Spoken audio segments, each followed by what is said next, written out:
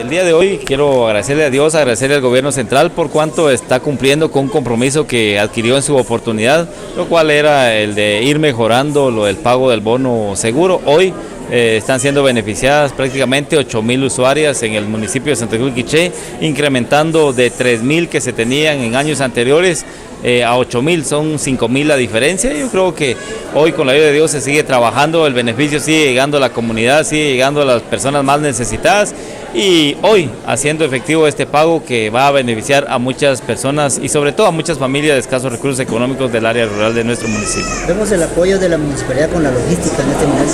Sí, siempre lo hemos manifestado, realmente como municipalidad la intención nuestra es de apoyar con un granito de arena y es lo que hoy estamos haciendo, estamos coordinando, estamos viendo ver de qué forma las madres de familia están un poco más cómodas bajo la sombra para poder realizar el cobro respectivo.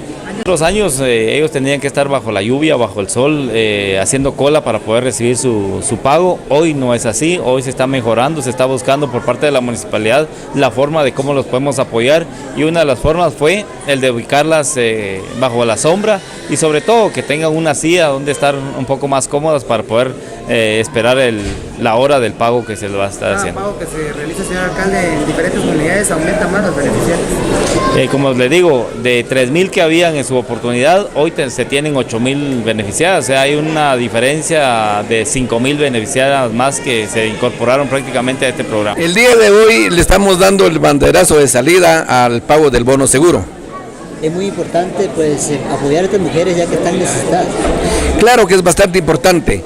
Nos dejaron un padrón prácticamente muy bajo el gobierno anterior. Dígase unas 3,000 usuarias.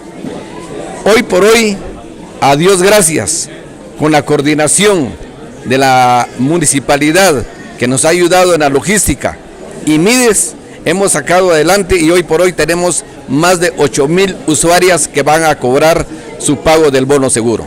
Don Haroldo, ¿cómo califica la participación del señor alcalde municipal en este caso? Muy positiva desde cualquier punto de vista.